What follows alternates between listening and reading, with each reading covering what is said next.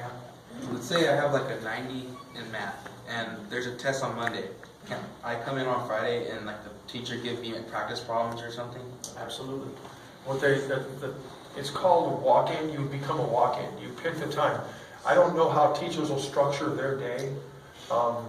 They'll have a time when they're going to say, I want to have you and you in my room at this time, 8:30 to 9:30, or 8:30 to 9:15, or whatever. But I'm assuming they'll have some type of schedule set up and say, hey, anybody who wants to walk in and get help, from 8 to 9 is good, and from 10:30 to noon is good. Any of those times you want to walk in, come on in, because that means they're working around their calendar. I would hope they would do that, but that's kind of the way that would be set up. But there should be a time, and you always will be welcome to come in and get that kind of help and move their grade up. So yeah, it's not just for people that need remediation. It can also help anybody who wants to improve to get that grade up. And I think we've even talked about having math tutors, that we have, the Al that is working now, they will be available on Fridays as well, because I know math's one of the big ones.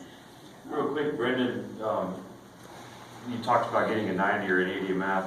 What we were surprised to see is that most of the people that were getting passing grades were using Fridays as a tool to, like Ms. Leisky said, to be accountable for their grades. So when we were there, probably 70% of the people on campus, that was about 70% of the people on campus that day, weren't people that had to be there or invited to be there because they were getting a below 70. They were there because they were getting an 88 and they wanted to make sure that they were getting the tutoring or the help they could do on an upcoming test to get a 90.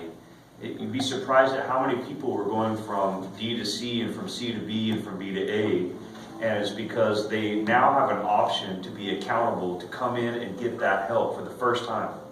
And so that's one of our goals, not only just to bring the GPA or the line to 70 and to kind of our expectation be higher and to move kids, but to get the kids that are okay with getting a B to be getting an A, and the kids are okay getting a C to getting a B, and hopefully it just builds, like Ms. Leisky said, getting a culture of, hey, I'm responsible for my grades. My teachers are giving me every opportunity to be successful, and so I choose now my success.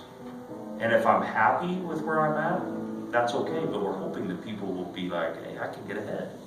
So, yes, 88%, 78%, whatever you're at, you go in and get whatever you need to stay above or get where you want to be ahead.